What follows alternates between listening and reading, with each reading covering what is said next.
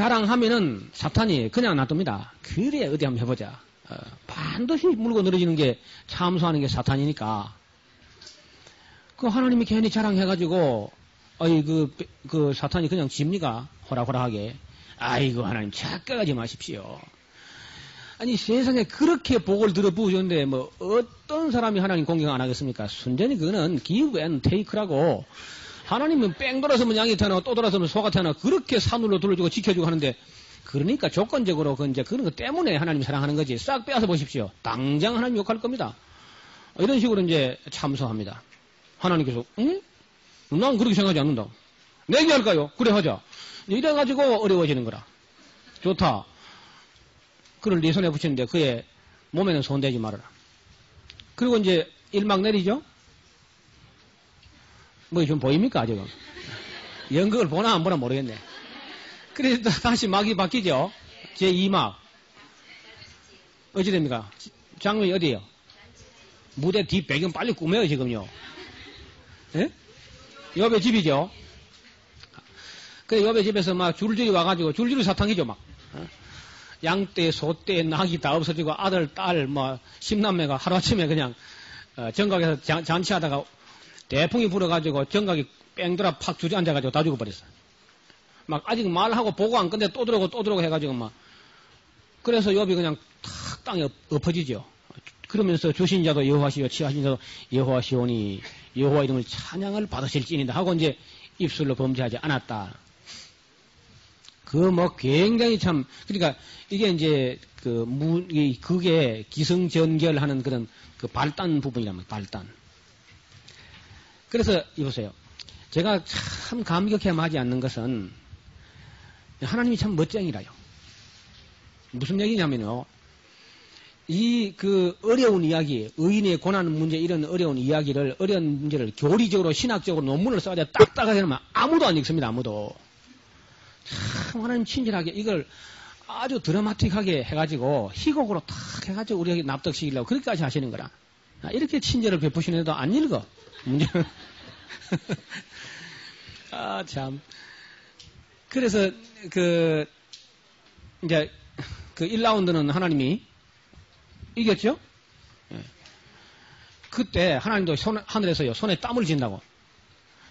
욥의 입에서 무슨 말이 나오나 싶어가지고. 근데 하나님이 휴, 고맙다, 욥. 그래 이제 또 다시 막이 바뀌죠. 맨 또 하늘로 막이 바뀝니다. 그때 무대 뒤에 꾸며 있으니까 간단히 처리될 수 있어요. 하나님 뭐라 그래요? 어때? 봤지? 너 괜히 그저 공연하게 너가 격동시켜가지고 나를 격동해가지고 엄마 고생했잖아. 그러니까 참 사탄도 참 인내심 한번 대단해요. 결과에 승복하지 않죠? 아이고 하나님 까죽으로 바꾼다고 지가 아직 건강하니까 그래도 뭐 찬양을 받으실지 어쩌고 하지. 아니 머리끝부터 발까지 그 건강을 다 한번 빼앗아 보십시오. 당장 하나님 욕할 겁니다. 나는 그렇게 생각하지 않는다. 내기 할까요? 그래 하자. 그러니까 또 2라운드가 또 시작되는 것만. 좋다. 그 몸을 내 손에 붙인다. 생명에는 손대지 말아라. 다시 막이 땅으로 바뀌어요. 바뀐 데 보니까 욥이 머리끝부터 발끝까지 개창이 뭔가 모르시죠? 에? 옴. 아이고, 옴이, 이 신신애가 옴이 뭔지 모르는 거라. 일종의 나병입니다, 나병. 이 나병이 한 30종류 돼요, 40종류 돼요, 나병이. 그 중에 하나가 옴인데요. 옴도 일종의 악성 나병이 있고 양성 나병이 있는데, 나병이나 지독한 무좀은 그 양성 나병입니다, 그요. 무서운 병입니다. 그 옴이라는 것은 전염성이 강하고 잘 낫지를 않아요. 그리고 이건 또 죽도 안 합니다, 이게. 몸속 깊은 데는 못 들어갑니다, 그 균이. 대부분의 나병이 몸 깊은 데서는 그 자리 잡지 못해요. 그래서 또 햇빛에 나오면 또 죽습니다, 이게. 그래서 피부 조금 밑에서 이제 사람 미치게 하는 거라. 그 옛날에는 그 옴 가려움증에 바르는 약이 있어서 약 이름이 미치갈. 얼마나 가려운지 소금을 뿌리고 기와장을 가지고 막 덕덕 걸어가지고 그러면 피가 나고 진물이 나고 그래 말랐다가 마르면 땡기니까 터지고 터지면 아프다가 가렵고 그 사이에도 또 뭐 파리가 구더기를 쓸어가지고 막 스물스물 옆구리에서 기 나오고 막 엉망이 되어 있습니다. 저녁 먹겠나 이래가지고. 그러니까 그 안에까지도 와가지고 아이고 저래가지고도 참 그냥 하나님을 욕하고 죽어버려서 그냥 그렇게 하니까 욥이 그대의 말이 꼭 어리석은 여자 중 하나의 말과 같도다 하면서 우리가 하나님께 복도 받아놓고 때로 재앙도 받을 수 있지 뭘 그래. 그러면서 입술로는 하나님을 원망하지 않았다. 거기 보면 입술로는 범죄하지 아니하니라 그랬습니다. 입술로는. 근데 그 뒤에 보면요, 욥이 자기 난 생일을 저주하고 막 별걸 저주해요. 생일을 누가 만들었는데? 그런 거 다 하면 안 됩니다. 뭐 그때 그 하나님께서는 막 하늘에서 막 손에 땀을 쥐고 제발 욥아 제발. 제가 아주 오래된 일인데 신앙생활 처음 시작할 때에 여기 이 지리산에 가끔 그 아시아 방송이 잡혀요, 전파가. 그 아시아 방송 라디오 성능 좋은 걸 가지고 잡으면은 거기 이제 그 욥기를 정말 그 라디오 극으로 만들어 가지고 이제 하는 거라. 근데 하나님 되는 분이 그 라디오에 막 나오는데 제발 욥아 제발. 또 막 그런 장면이 지금도 귀에 쟁쟁해요. 정말 그렇게 된 겁니다. 근데 3단계예요, 3단계. 그 3단계가 뭐냐면 욥의 친구들이 찾아오는 겁니다. 이게 굉장히 어려운 겁니다.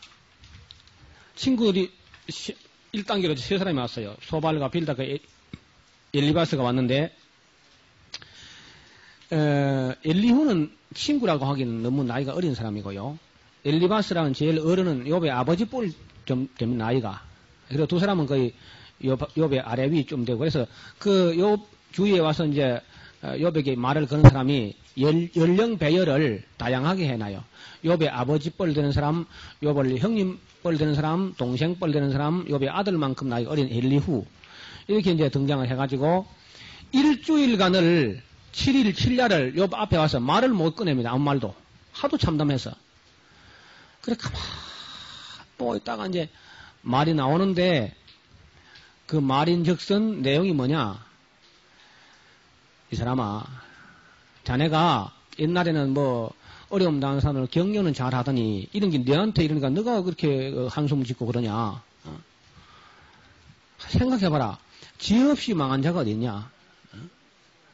내가 겉으로는 뭐 의인인 척 해도 뒤에 뭐 호박씨를 깐 거다 말이야. 빨리 회개해라. 하나님이 그냥 이렇게 할 수 있나? 재앙이라는 게 본래 티끌에서 나는 게 아니다. 반드시 무슨 죄가 있을 거다.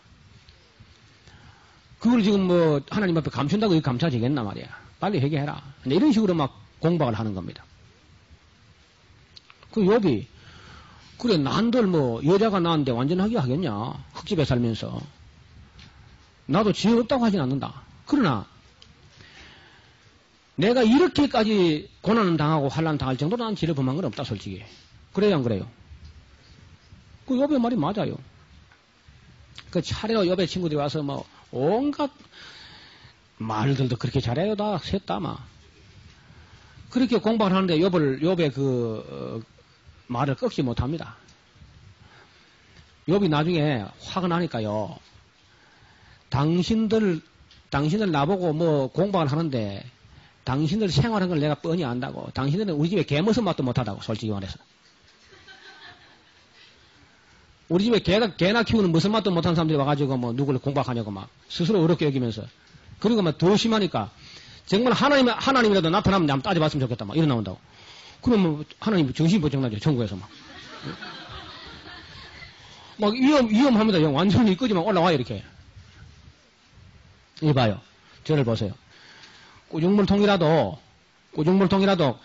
오랫동안 가만히 그저 안정시켜가지고 가만히 가만히 무량청정 정방시 가만히 이래 놔두면요 마치 위에는 볼 때 맑은 물이면 그렇죠?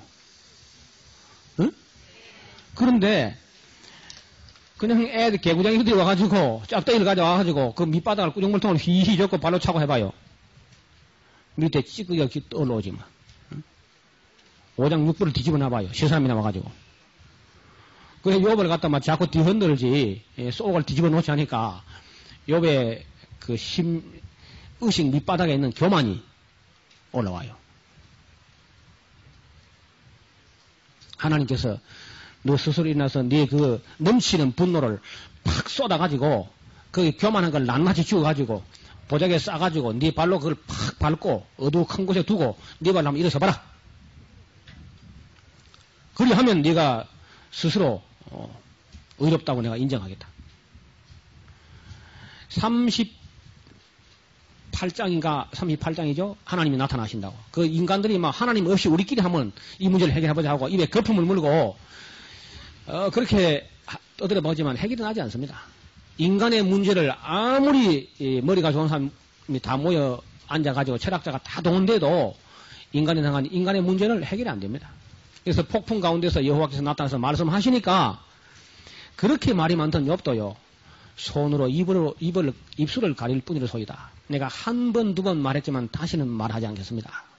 내가 티끌과 제 가운데 앉아서 회개하나이다. 그리고 입이 닫혀요. 거기 이제 그 친구들 말이나 욥의 말이 부분적으로 옳은 말도 있습니다.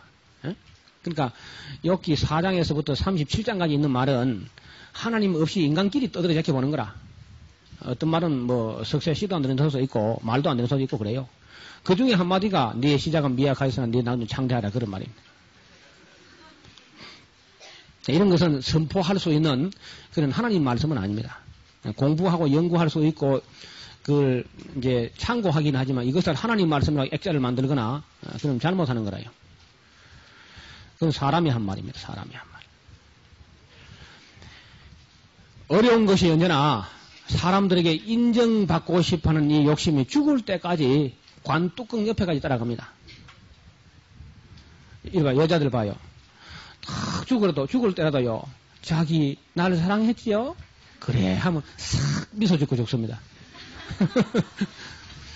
그러니까 인정받고 싶은 그 욕망이 대단합니다. 다시 말하면 자기를 부인하기가 얼마나 어려운지 몰라요.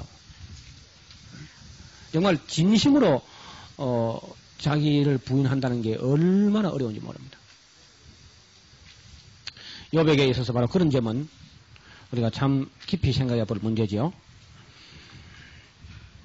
욥기를 쓴 분은 상당한 신학적인 수준과 또 인간 내면을 통찰한 글인데 세기의 대문호들이 욥기에 대한 극찬한 말들을 제가 좀 나열했으면 좋겠는데 빅토르 위고 같은 사람도요. 욥기는 그 비교할 어떤 문학도 없이 인류 문학사에 우뚝 서 있다. 아무도 비교하려고 할 수 있는 문학이 아니다.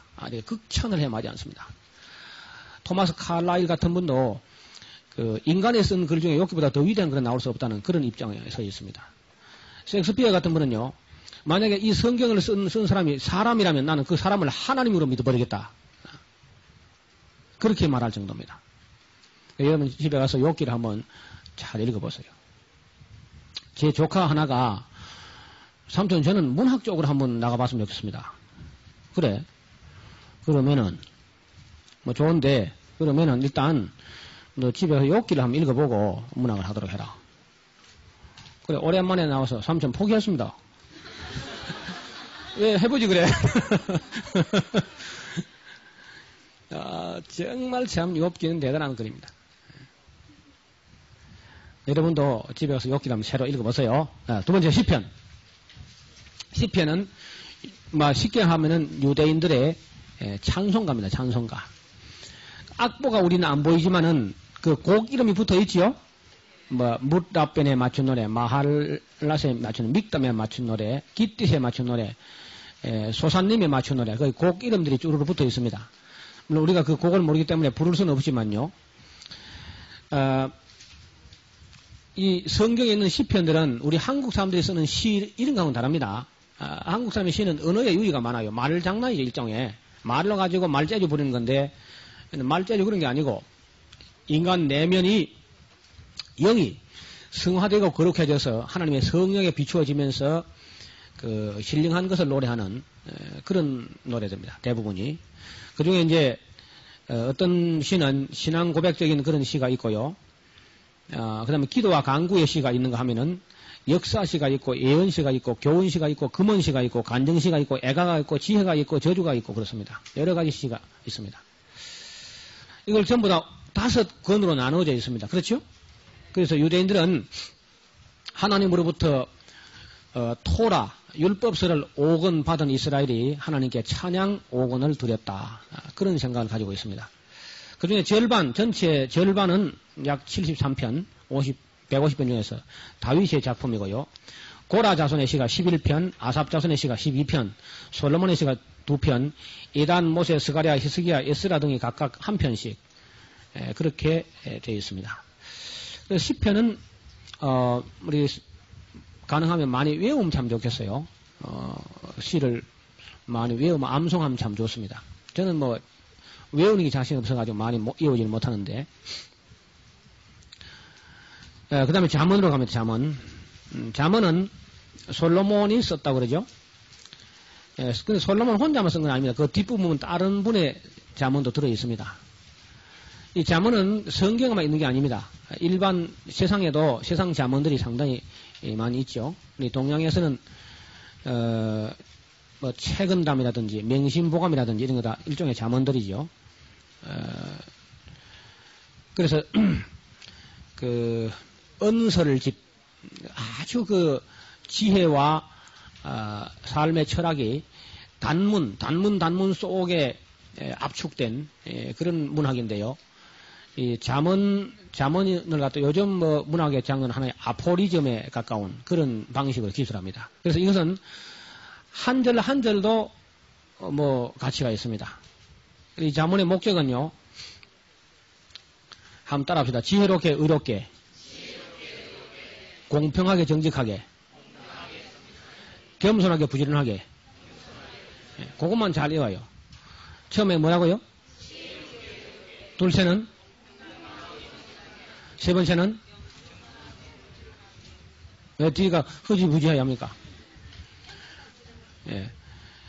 사람 귀신의 소리는 처음엔 크게 나오고 나중에 흐지부지 지나고 그러면 안 됩니다. 끝까지 따라합시다. 지혜롭게 의롭게 공평하게 정직하게 겸손하게 부지런하게 이런 것을 강조합니다. 그래서 지혜를 얻게 하고 훈계를 받게 하고 명철의 말씀을 깨닫게 하고 사람으로 하여금 슬기롭게 하고 젊은 자에게 지식과 근신을 주기 위한 것이고 그래서 지혜 있는 자는 듣고 학식이 더할 것이고 명철한 자는 듣고 모략을 얻을 것이다. 1장에 그 잠언 정신이 있습니다. 목적이. 모든 책이 그렇지만 1장은 잘 읽어야 돼. 그러니까 솔로몬이 여기 잠언에 있는 거 외에도 어마어마하게 많은 잠언을 지었는데 그것을 아주 발췌하고 선별해가지고 이렇게 편집을 했습니다. 히스기야의 신하들이 편집한 겁니다. 편집할 때는 어떤 거는 빼버리고 이 성경 안에 들어오지 않은 잠언도 솔로몬의 잠언이 많이 있었던 걸로 알고 있습니다. 그리고 솔로몬의 글이 참 아쉬운 거는 성경에는 없지만은 이 사람이 동물을 다 논했다고 동물도 식물도 다 논했다 그래요.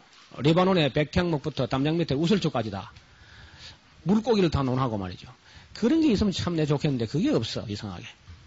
그러면 뭐 성경 아니라도 따로 좀 있으면 참 좋겠는데 아쉽죠? 잠언. 이 잠언은 하여튼 이거는 수도 끝도 없이 읽어야 돼 사실상요. 그래서 한 읽어서 그냥 푹 건드리면 잠언이 푹 나올 만큼 그렇게 읽어놔야 돼. 우리 지금 그 아시아 방송 극동방송 사장 되는 김장한 목사님은 매일 아침 평생을도 매일 아침 잠언 한 장 읽는다 그래요.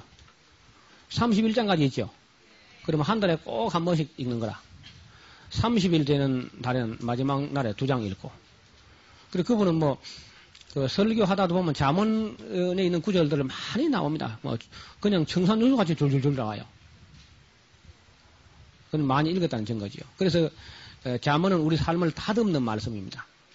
그리고 선택할 때 도움을 줘요. 무슨 기로에서 가지고 갈등할 때 지혜를 줘서 아주 지혜롭게 하고 의롭게 하고 공평하게 하고 정직하게 하고 사람을 겸손하게 하고 부지런하게 하고 이렇게 만드는 겁니다. 그러니까 우리 특히 젊은이들이 젊을 때부터 잠언을 많이 읽는 게 좋습니다. 많이 읽어서 여러 번 읽어요. 여러분도 가능하면은 하루에 한 장씩 읽다든지 이렇게 평생을 두고 그렇게 하면 참 좋겠어요. 자, 그 다음 전도서입니다. 전도서는 전도서를 푸는 열쇠는 뒷문에 걸려 있습니다. 저 끄트머리에. 이리 봐요. 저를 보세요. 전도서를 만약 1장부터 3장까지만 읽고 말면요. 불교가 돼버립니다. 말장공이다. 헛되고 모든 건 헛되다. 그러면 불교가 돼버리지, 그러면요. 그래서 끝까지 읽어야 돼, 끝까지. 끝에 가면 뒷문에 전도서를 푸는 열쇠가 있는 거라. 저를 보세요. 이 솔로몬이 하는 말을 보면요. 자기는, 마음에 소원이 있거나, 눈에 봐서 욕심이 있거나 하면 그걸 금해 본 적이 없답니다. 뭐든지. 무슨 소원이든지 절제 해본 것이 없이 하고 싶은 걸 다 해봤어. 참 대단한 사람이다. 근데 하나님이 그걸 또 다 허락한다고. 좋다. 너 하나쯤 실컷 해봐라. 여자도 1000명. 워낙 머리가 좋으니까 모르지만 우리 같으면 모르는 사람이 태반이고.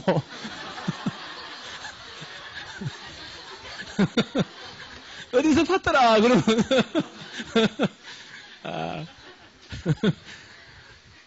솔로몬이 지혜가 있으니까 모르겠어요. 이름 다 외웠는지는 모르지만은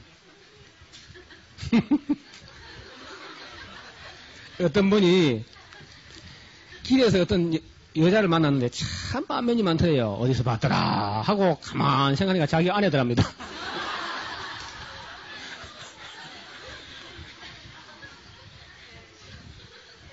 우리는 하나도 간수를 못해가지고 세상에 1000명이 못 명이 1000명. 그런데 하나님께서 그래 좋아. 은이나 금이나 사치나 향락이나 여자나 네 마음껏 해봐라. 대신 그 뒤에 간증은 잘해라. 이거 하나 얻으려고 이 전도서 이거 하나 얻으려고 하나님 투자를 많이 했어요. 하여튼 성경 쓰는데 제일 경비가 많이 난 책이 전도서입니다. 제작비가 굉장히 많이 들었어요. 그러니까 여러분도 믿어 그냥 헛되다는 걸. 그런 거 다 해봐야 헛됩니다. 아무도 그냥 아멘 안 하고 해볼 참네 지금. 아니 얼마나 벌어놨는데 그걸 해보려고 아무도 아멘 안 하고 있으니까 믿고 아멘 하고 말지 그냥. 헛돼요. 그러니까 헛되다니까. 참 큰일 났네.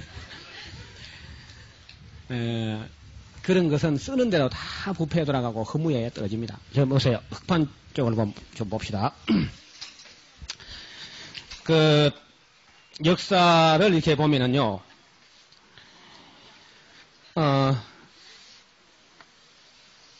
르네상스라는 말 들어보셨죠?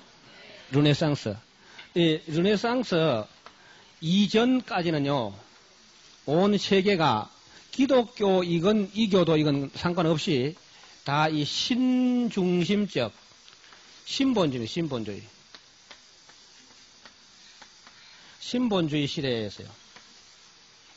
르네상스 이전은. 르네상스 이후부터는요, 인본주의 시대예요. 인본주의. 그래서 이 인본주의 시대는 대개 이데올로기 시대죠. 여러 가지 이데올로기가 나와요. 인본주의, 인간주의, 인도주의, 휴메니즘. 그리고 이게 어디까지 가냐면요. 르네상스 이후부터 해가지고, 2차 대전까지가, 2차 대전까지가, 이데올로기 시대, 인본주의 시대입니다. 2차 대전이 지나고 나서부터는요, 물질주의예요, 물질주의.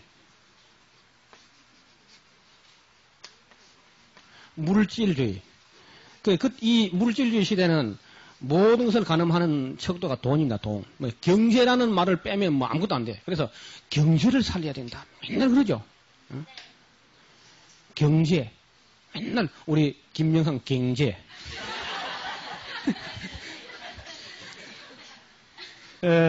이 물질주의가 이제 충족돼가지고 돈이 풍성하면은 할렐루야 이렇게 물질이 풍성히 감사합니다 이렇게 되는 게 아니고 반드시 그 뒤는 향락주의가 됩니다. 향락주의. 향락주의로 가요. 이 향락주의 시대는 뭐 온갖 음식점, 레저 문화, 뭐 노래방, 가요방 이런 것들이 막 나오고 뭐 오락기 막 무슨 전자오락, 온갖 오락이라는 이런 것만 가지고 막 가치가 아무것도 없는 걸로 돼요. 사람들이 허탄한 걸 좋아합니다. 진지한 이야기는 싫어하고요. 개그맨 같은 사람이 영웅 대접으로 받고 막 그래요. 생각하기 싫어해요. 그래서 골 때린다. 뭐 골치 아프다. 해골 뭐 복잡하다. 막 이러면서 뭐든지 그저 깊이 생각하려고 하지 않습니다. 제가 무슨 좀 이야기를 하면 저는 무슨 이야기든 좀 근본적인 이야기를 하고 궁극적인 이야기를 하고 본질적인 이야기 하거든요. 그러면요. 다 싫어해요. 목사님 결론만 이야기하세요. 그럼 제가 그러죠. 결론만 이야기하면 지옥이다. 그렇잖아요. 간단하지 뭐. 결론만 이야기하면 아주 쉽습니다. 저도 술하고. 벌써 나 집에 갔지 벌써. 그래 향락주의가 되는데 그 향락주의 다음에는요. 야, 향락을 추구하니 할렐루야. 아, 쾌락하다. 유쾌하다. 할렐루야. 이렇게 되는 게 아니고요. 허무주의가 되는 허무주의. 허무주의. 어때? 그리 가는 것 같습니까? 그럼 지금 우리가 어디까지 왔습니까? 예? 자, 이거 허무주의가 돼가지고, 허무주의 다음에는 그럼 어떻게 되냐? 아, 헛되고, 헛되니 모든 것이 헛되다가 깨꼴라. 그래서 뭐 헛되니까 자살하면 되겠는데, 헛된 이걸 극복하려고 몸부림치는데, 이게 신비주의입니다, 신비주의. 초월주의. 다원주의.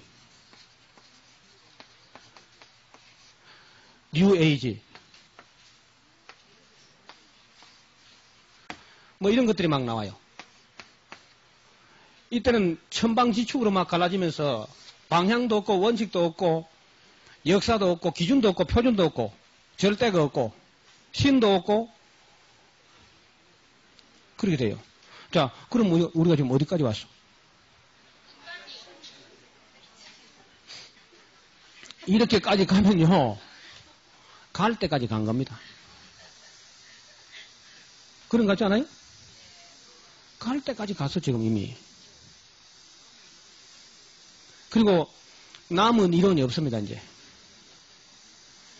인류에게 희망을 약속할 수 있는 어떤 다른 이론이 바닥이 났어요. 마지막 한 가지 남은 이론이 있는데 그게 종말론입니다. 종말론.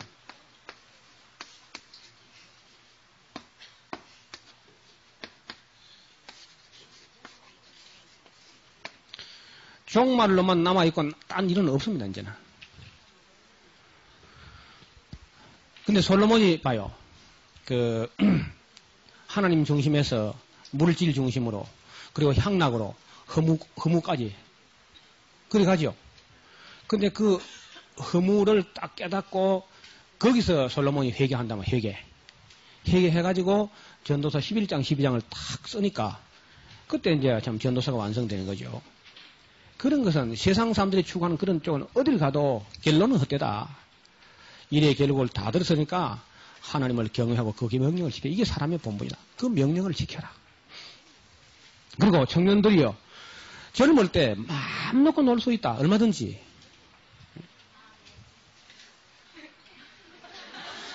그런데 문제는 하나님께서 선악간에 이 모든 일에 심판하신다는 건 기억해놓고 그걸 감안하고 놀 테면 놀아라. 노면 그러죠. 그렇게 되어 있습니다. 전도서가. 네, 짤막한 그 책이지만은 사람을 참 깊이 생각하게 되는, 그리고 멀리 내다보게 하는, 넓게 생각하게 되는, 인생을 종합적으로 생각하는 그런 책입니다. 그래서 전도서는 솔로몬의 인생론이다. 그리고 이건 설교죠, 설교. 문학의 장르는 설교문입니다. 솔로몬의 인생론. 자, 우리 전도서 그 맨 끝에 한번 보세요. 11장. 전도서 11장 한번 펴보세요.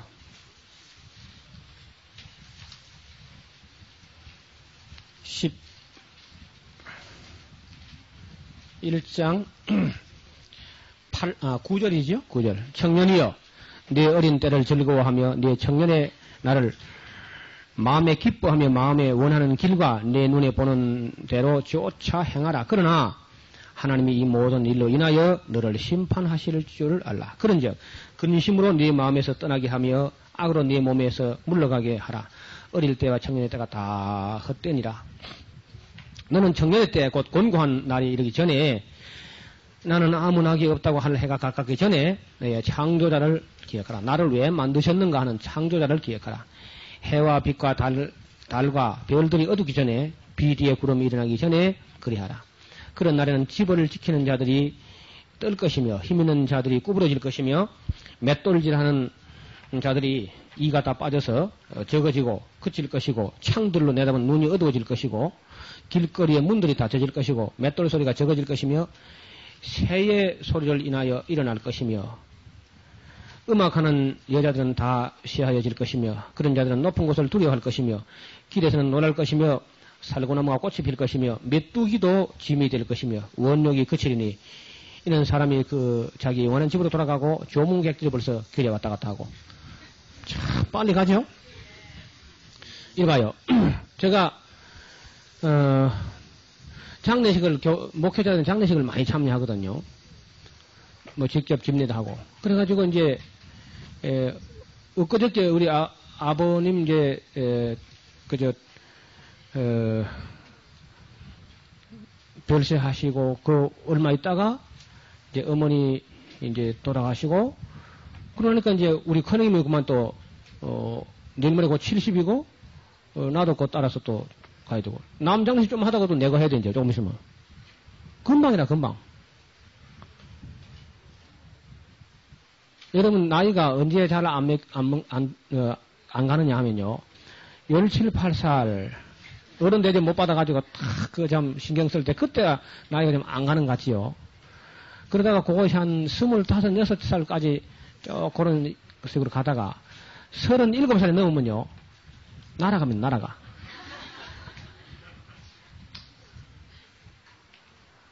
한 일도 없이 그냥 가버리고요.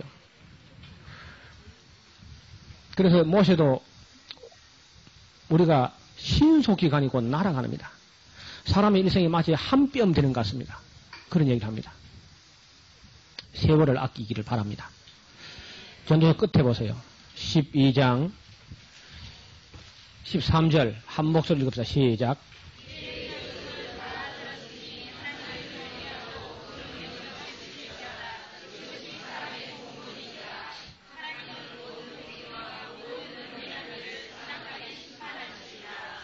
그걸 확실히 알아놓으라고 하면. 그러니까 전도서를 푸는 열쇠가 뒤쪽에 있습니다. 뒤쪽에.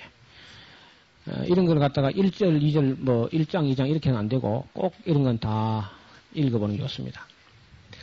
그 안에 많은 교훈이 있는데 집에서 여러분 숙제니까 꼭 읽어보시고 한번 리포트를 한번 써보시도록. 자, 그 다음 아가서입니다. 아가서. 아가서란 말도 이게 좀 어려운 말이죠. 아가들만 읽는 게 아니고 아가서란 말은 원어에 보면은 우리말로 번역하면 노래들 중에 노래, 시르 하시림 그렇게 되어 있습니다. 노래 중에 노래. 그래서 이 아가서는 문학의 장르로 하면은 오페라에 가깝습니다. 오페라. 아시죠? 가극. 노래와 연극이 한테 합쳐진 가극에 가까운. 우리나라 같은 판소리죠, 판소리. 그리고 이제 솔로몬이 일천 여자가 있었지만은 그 일천 여자가 솔로몬을 행복하게 하지 못합니다. 귀찮게 하거나 허무하게 하거나 아니면 징그럽게 하거나 그렇게 되지. 그게 사람을 행복하게 하지를 못해요. 참 행복이라는 참된 사랑 한 사람입니다. 한 사람. 우리 남자들 잘 들어요. 괜히 욕심 부려봤자 몸만 피곤하고 허무하고 귀찮고 아무것도 아닙니다. 정말 솔로몬이 1,000명 갖다 줘서 거기 있는 게 아니고 이 술람미 여자 하나인데 이 술람미라는 여자가 실제 인물이냐 하는 것은 의혹의 여지가 있습니다. 여지가. 왜냐하면 이름이 상당히 가공적이라. 이름이. 솔로몬 자기 이름이 솔로몬인데 여자가 술람미인데 둘 다 샬롬이라는 언어에서 따온 이름이거든요. 그래서 아마 솔로몬이 문학 작품 같아요. 참 사랑은 이런 것이 아니겠느냐 하고 아마 노래한 것 같다 이렇게 봅니다. 물론 모델이 있었을 수 있죠. 모델. 대개 소설이나 이런 작품들이 모델이 있는데 그 모델을 갖다가 다시 각색해서 글을 쓴다는 건 뭐 사실이죠. 그리고 이것은 그 가장 아름다운 사랑 이야기입니다. 우리는 지금까지 서양 신학자들이나 서양 성경학자들에게 뭘 배웠냐면요. 최고 아름다운 사랑은 아가페다 이렇게 배웠어요. 그 말이 좀 분석이 덜 된 말입니다. 사랑이라는 개념이 히브리어로 쓸 때는 아합, 이게 사랑이라는 말입니다. 그 통전적 개념입니다. 사랑, 우리말로는 사랑이라는 통전적 개념이 사랑이죠. 히브리어는 아하브. 그리고 헬라어, 그리스어로 할 때는 통전적 개념이 아가페입니다. 사랑이라는 말의 통전적 개념이 아가페라. 이것을 그 서양 신학자들이 어떻게 가르쳤냐면요. 하나님이 인간 사랑하는 아가페, 남자 여자 사랑하는 에로스, 또 친구는 우정은 필리아, 부모님 부성의 모성에는 스토르게, 또 긍휼과 동정과 연민의 정은 엘레오스 이렇게 자꾸 나눠 가지고 하는데 그건 잘못 생각한 겁니다. 아가페라는 말은요. 모든 사랑을 무슨 사랑이 다 아가페라 그래요. 사랑은 통전적으로. 그리고 제가 신약 성경을 놓고 지금 컴퓨터 성경이 있으니까 컴퓨터 원어 성경을 놓고 다 불러보면요. 그렇게 분명히 드러납니다. 네 아내를 아가페하라. 네 형제를 아가페, 네 자녀를 아가페하라. 전부 아가페입니다. 모든 사랑을 다 할 때. 네 아내를 에로스하라. 그렇게 말하지 않습니다. 그 사랑이라는 말 자체가 통전적 개념이다. 그리고 그 아가페라는 즉 사랑 안에서 가장 아름다운 사랑은 역시 이 남녀 간의 사랑 이게 최고입니다. 이거보다 더 아름다운 사랑은 없습니다. 그 죄인임에도 불구하고 못났음에도 불구하고 사랑하는 그런 사랑은 하나의 동정에 가까운 사랑입니다. 긍휼에 가까운 사랑. 그 막 고차원적 아가페 사랑 그런 개념이 아주 그 모호한 사랑입니다. 그래서 그 부분을 제가 책을 써서 거의 탈고 됐는데요. 지금 이제 각주 좀 손질하고 있습니다. 신학은 사랑하기다 하는 책인데요. 매우 중요한 얘기죠. 신학은 사랑하기다. 그리고 다른 말로 하면 사랑의 신학 그런 뜻인데요. 이건 지금 우리 에스라 강좌에서 아주 중요한 부분입니다.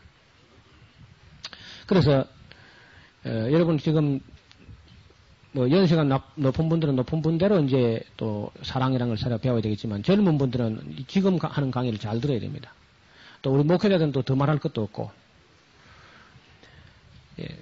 지금까지 이 사랑을 학문적으로 이론적으로 어떻게 체계화한 그런 책이 나오지 않았어요. 한 번도. 이게 그렇게 중요한데도 불구하고. 그래서 제가 성경을 여러 번 읽어보다가 하나님의 사랑과 또 하나님께서 우리에게 보여주시는 또 인간의 사랑들 이런 사랑을 신구약을 전체적으로 좀 읽어보고 또 거기서 참고한 그런 사랑을 오경에서 사랑, 예언자들의 사랑, 복음서의 사랑, 역사서의 사랑들, 서신서의 사랑들, 하나님 사랑들, 인간 사랑 이런 쭉 정리하니까 자꾸 분량이 불어나서 한 400여 페이지 가까이 되는 내용인데 제가 저 자신이 참 그 글을 쓰면서도 이제 은혜를 많이 받게 되고 그 진작 나왔어야 되는데 제가 임지를 옮기면서 뭐 지금 건축하고 있고 해가지고 시간이 좀 지연돼서 약속을 못 지켜서 죄송합니다. 자, 여기 솔로몬과 술람미의 사랑은 순수무구한, 순진무구한 그런 한 남자와 한 여자의 사랑이 원형적일 때 얼마나 아름다운 것인가 그런 것을 그리고 있습니다. 그리고 하나님께서는 우리는 아가페만 한다 이렇게 생각하는데 큰일 납니다. 그러면요. 하나님은 아가페만 한다. 아닙니다. 하나님은 물론 아가페는 개념이 통전적이니까 그걸 이제 그런 개념에서 우리가 죄인임에도 불구하고 사랑하는 그런 하나님의 긍휼입니다. 긍휼. 그런 긍휼만 있는 게 아니고 하나님은요 진한 에로스를 갖고 있습니다. 그야말로 참 진한, 순수하고 진한 그런 에로스를 갖고 있어요. 그 에로스는 질투하는 사람입니다. 한번 여쭤봅시다. 하나님 질투해요, 안 해요? 어느 정도로? 예, 죽여버릴 정도로 하죠. 죽여버릴 정도로 질투합니다. 아니, 구약 성경 이제 읽어왔으니까, 그래요, 안 그래요? 구약 성경 읽어보니까 하나님의 사랑 이야기가 거의 질투 이야기로 꽉 찼습니다. 질투로 충만해 있어요. 그 질투는 에로스의 한 다른 면입니다. 그렇죠? 사랑의 다른 면이라. 일반적으로 말하는 긍휼이나 동정에는 그건 질투가 없죠. 긍휼한데 무슨 질투가 있겠습니까, 거기에. 또, 부성애, 모성애 같은데 그건 질투가 없어요. 에로스 같은 그런, 이 아가서에는 이런 사랑을 갖고 있기 때문에 하나님 질투하신단 말입니다. 그 점을 서양 신학자들이 뭐, 전혀 인식을 못한 채, 다루지를 못했어요, 아예. 제가 깜짝 놀란 것은, 하나님은 질투라 이름하는 질투의 하나님이라. 질투의 불에, 여호와의 질투의 불에 소멸되리라. 여호수아가 그 이스라엘 백성들이 우리도 뭐 하나님만 섬길 겁니다 하니까 이가 글쎄 하나님이 질투가 심해서 그리 잘 되겠나? 그 염려합니다. 자, 또 하나 물어봅시다. 여러분, 예수님은 질투 하세요, 안 하세요? 예수님은 안 하시겠죠. 예수님까지 질투하면 우리가 어디 살겠습니까? 그런데 예수님이 질투가 심합니다. 놀랍게도. 예수님은 아들이나 딸이나 아비나 어미나 아내나 남편이나 어떤 사람 중에서 나보다 더 사랑하는 사람이 있는 사람은 내게 합당치 아니하다. 한마디로 딱 잘라버립니다.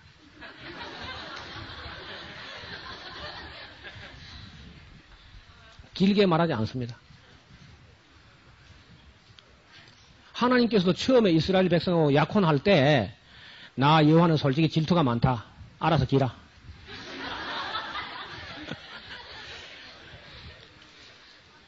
자, 성령님은 질투하실까요, 안 하실까요? 예, 성령님은 안 하시겠죠. 그랬으면 얼마나 좋겠어요. 성령님도 질투가 심해요. 가늠하는 여자들이요. 세상과 벗된 것이 하나님의 원수임을 알지 못하느뇨. 하나님이 너희 속에 거하게 하신 성령이 질투하기까지, 시기하기까지, 젤러터스하기까지 사모한단 말을 헛된 줄로 생각하느냐. 그러므로 세상과 벗이 되고자 하는 자는 스스로 하나님과 원수되게 하는 것이라. 성령이요, 질투합니다. 여러분이 자꾸 물질주의로, 세속주의로, 향락주의로, 막 가요방으로, 노래방으로, 뭐, 다니면서 맥주는 괜찮다, 그러면서 퍼마시고 돌아다니고 하면요. 성령이 근심하고 탄식하고 하시다가, 소멸돼 버립니다. 그렇게까지 질투가 많아요. 자꾸 좋은 거 사가 다니고, 막, 영적인 거는 하나도 찾지 않고, 성경도 안 보고, 그래, 뭐, 서태지하고 같은 흔들어 대캐가 봐요. 그래, 성부, 성자, 성령, 성삼위 하나님이요. 다 질투해요. 또 질투만 하느냐? 자, 하나님께서는요, 필리아도 갖고 있습니다. 아브라함은 하나님께서 나의 벗이라 그랬어요. 내 친구. 예수님께서도 이제부터 너희를 종이라 하지 않고 친구라 하였노니 이는 내가 내 아버지께 들은 것을 다 너희에게 알게 하였습니다. 종은 주인이 하는 것을 알지 못하지만은 친구는 안다는 겁니다. 예수님께서 우리를 친구라고, 친구, 제자들을. 죄짐 맡은 우리 구주 어찌 좋은 어찌 좋은 친구인지. 위에 계신 나의 친구. 포도나무 나의 친구. 하나님은 우리를 아주 그 우정적인 인격적 관계를 유지하기를 원합니다. 또 하나님께서는 우리를 자녀처럼 사랑해요. 그렇죠? 자녀처럼. 또 우리가 연약하고 잘못됐을 때 긍휼히 여기는 그런 엘리오스도 있습니다. 헤세드 같은. 그러니까 하나님의 사랑은 통전적 사랑이지 아가페만 한다. 그런 철딱선이 없는 소리 하면 안 돼요. 하나님의 사랑 아가페다. 그러니까 아가페라고 할 때 그 아가페는 통전적인 말 개념일 때는 맞습니다. 아가페라는 용어를 통전적으로 쓰면 전혀 그리 안 쓰거든요. 구별된 사람 이렇게 보는다. 이래 봐요. 하나님이 하나님이 사랑이시다 하는 말을 하는 사람은 요한이거든요. 하나님은 사랑이시다. 하나님은 그 본질이 사랑입니다. 그냥 사랑. 호 데오스 아가페 에스틴. 하나님은 사랑이시다.